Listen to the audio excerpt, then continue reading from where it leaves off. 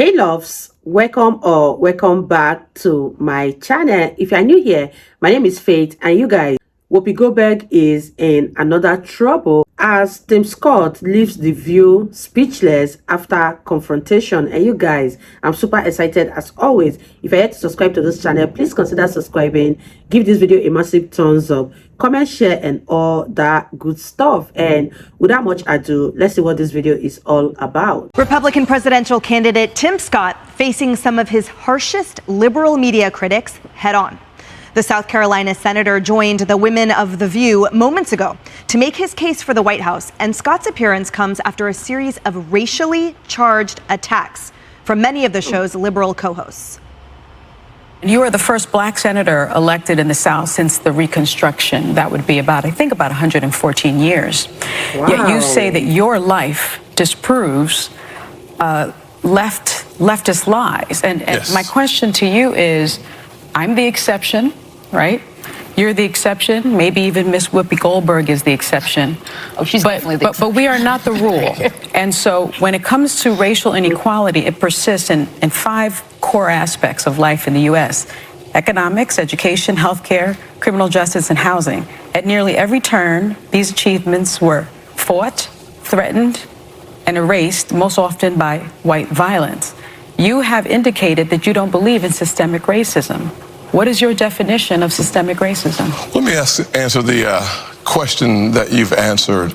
Or does it even exist in your mind? Let me answer the question this way. One of the things I think about, and one of the reasons why I'm on the show, is because of the comments that were made, frankly, on this show, that the only way for a young African-American kid to be successful in this country is to be the exception and not the rule. That is a dangerous, offensive, disgusting message to send to our young people today, that the only way to succeed is by being the exception.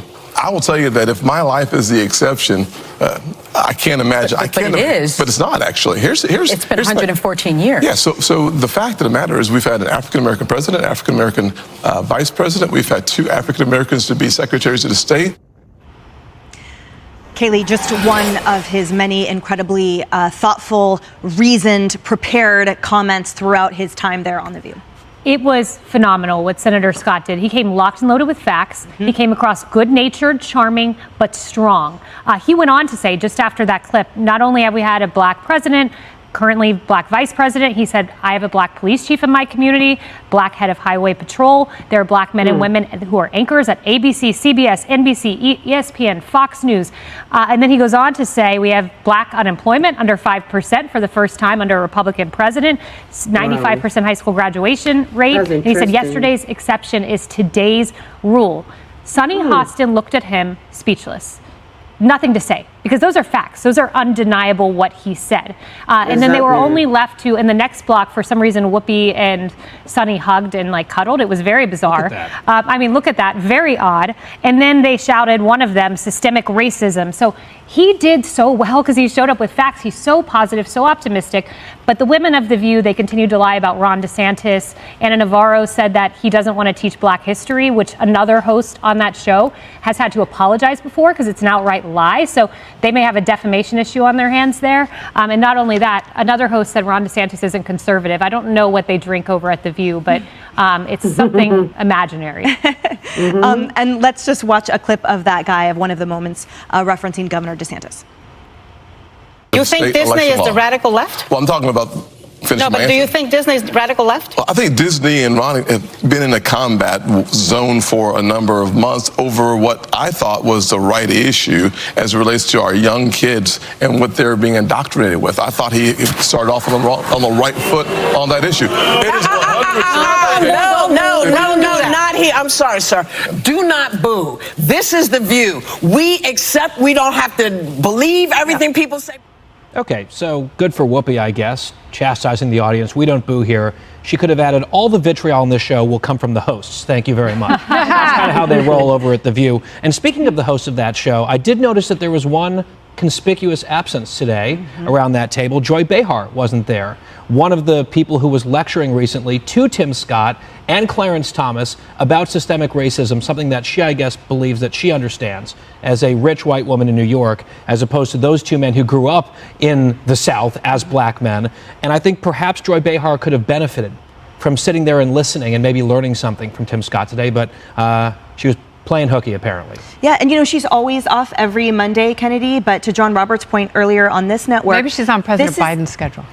This is a big deal, you know? This is a sitting senator, and he's a presidential candidate, and it's also the subject and the target of much of her ill-founded, absolutely racist, totally nonsensical, fantastical comments about him. So you would think she would make an exception and show up for work. Why would you? I mean, she would then have to be confronted with the truth, and the truth is her comments were incredibly bigoted and divisive. And, you know, that has become par for the course on The View. But it's very interesting because as Sunny Hostin was sort of outlining structural systemic racism in this country, you know, I'm listening to all those things.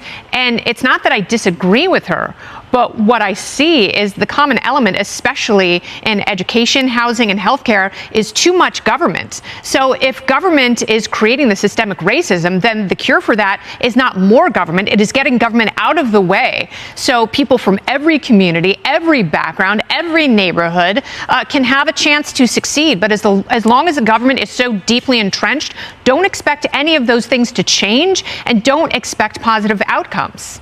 Molly, she hit the nail on the head because that's sort of what The View, in my opinion, is representing today and always, which is a fallback and a knee-jerk of these woke talking points or these liberal left knee-jerk talking points without the thought behind it as to the rationale or the policy. And when confronted by actual facts or statistics, including the truth that throwing money at something doesn't actually work, they simply falter and then revert right back to their talking points that will likely make the headlines of the self-apologizing and self-amplifying left-wing media. Yeah, going into that situation, this is a GOP candidate running for president, an opportunity there to reach out to people that he ordinarily wouldn't have a chance to reach out to. And you mentioned he did an excellent job with a lot of facts and a lot of information. The one thing the big challenge, I think, is getting past this big discussion on race where he can just talk about being among this big swath of candidates and stand out. So first he's got to get past just kind of pushing back against every idea, every Democratic talking point, everything that's thrown at him.